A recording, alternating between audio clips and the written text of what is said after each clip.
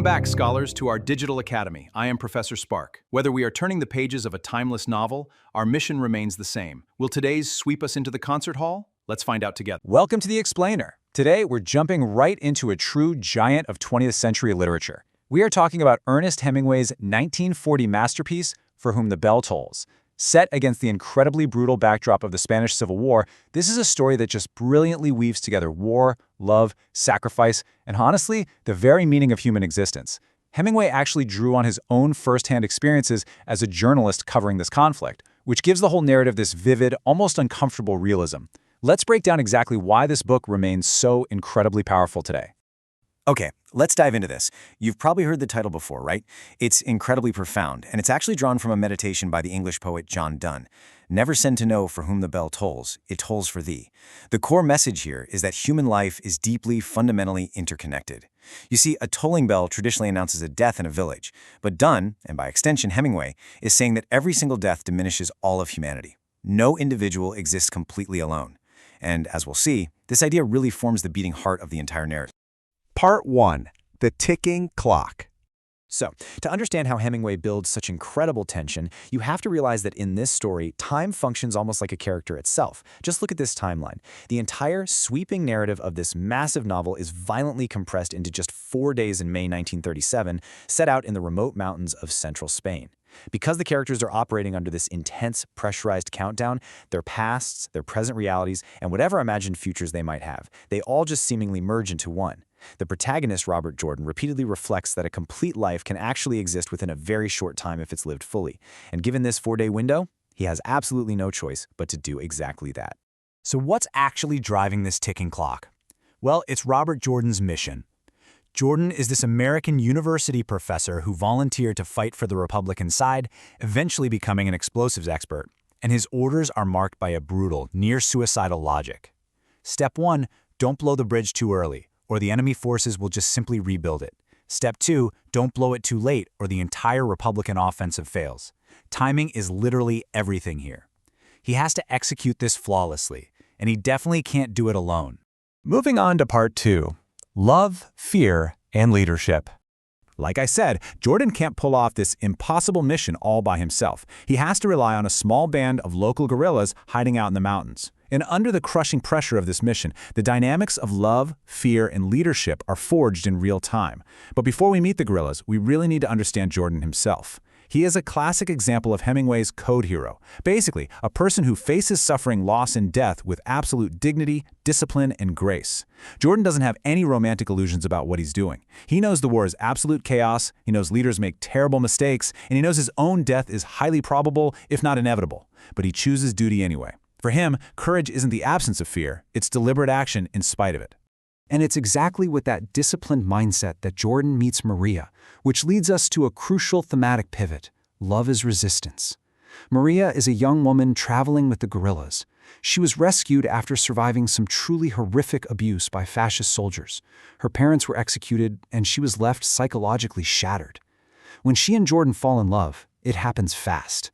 Really fast. Some people might think it's unrealistically quick, but Hemingway is showing us how war accelerates emotional experience. When death is literally hovering right over you, a few days can truly contain the emotional weight of years. Their love becomes this powerful act of resistance against all the destruction surrounding them. Now let's take a look at the leadership of the guerrilla band they're traveling with, because there's a fascinating central tension here. On one side, we have Pablo. He's the official leader, but look at his traits. He's deeply pessimistic, he is entirely exhausted by violence, and he's completely consumed by the psychology of fear. He fully believes this bridge mission is certain death. But then, on the other side, we have his partner, Pilar. She is fearless, she's practical, and she's deeply intuitive. She essentially steps up to become the true leader and the moral center of the group. Pilar recognizes that courage and fear often exist right side by side, and she immediately places her trust in Robert Jordan. Which brings us to Part 3. The Cost of War. Pilar's deep understanding of human nature leads us straight into the harsh reality of the Spanish Civil War as Hemingway actually portrays it. To understand this conflict between General Franco's nationalists and the Republican government, we have to look closely at Hemingway's core premise. This is war without romantic illusions. He absolutely refuses to feed the readers simplistic propaganda. Throughout the novel, the beautiful, enduring natural world of the Spanish mountains, the pine trees, the rivers, they remain completely indifferent to the human conflict. Nature simply doesn't care. Against this peaceful backdrop, Hemingway shows us that war is exhausting, it's confusing, and it absolutely corrupts everyone it touches. So what does that corruption actually look like on the ground? Well, the source material makes it incredibly clear that Hemingway doesn't take sides when it comes to human cruelty. Neither side possesses moral purity here. He impartially documents that Republican heroism exists right alongside Republican brutality, just as fascist cruelty is matched by horrific violence from local villagers. In fact, one of the most chilling moments in the entire book is when Pilar recounts how villagers forced local fascist prisoners to walk between two lines of people armed with clubs, literally beating them to death before throwing them off a cliff. The takeaway here is profound. Political ideology can never erase or excuse individual human suffering. Part 4. The Ambiguous Climax. Bearing all of this heavy moral weight, that 4-day countdown we talked about, it finally expires. But as the Republican offensive begins, the mission goes entirely off the rails before it even starts. Pablo, driven by sheer cowardice, actually steals Jordan's detonators. Now, he does make this sort of incomplete redemption by eventually returning with horses and reinforcements, but the damage to the plan is already done. What follows is victory at an enormous cost. They attack. The explosives work. The bridge falls.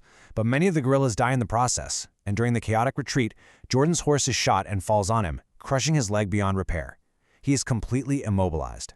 And that leaves us with this incredibly haunting question. Does he finally fire? Knowing for sure that he'll be captured and likely tortured, Jordan insists that Maria and the others leave without him.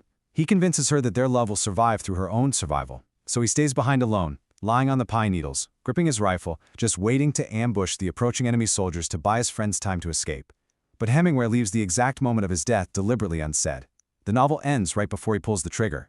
It is the ultimate act of self-sacrifice. Part 5. Hemingway's Lasting Legacy. That ambiguous ending has stuck with readers for over 80 years now, cementing Hemingway as a foremost American novelist and completely redefining war literature in the process. And a huge part of that lasting legacy is how he wrote it. And this brilliantly illustrates Hemingway's famous iceberg theory. This is a literary style that uses really economical prose, short sentences, and vivid sensory detail. He doesn't overwrite the tragedy. Just like an iceberg where 90% of the mass is hidden underwater, Hemingway's dialogue is understated. He leaves the immense psychological depth and emotional intensity implied right beneath the surface. He doesn't need to be overtly sentimental to break your heart. The raw, unadorned facts of Jordan's sacrifice do that all on their own.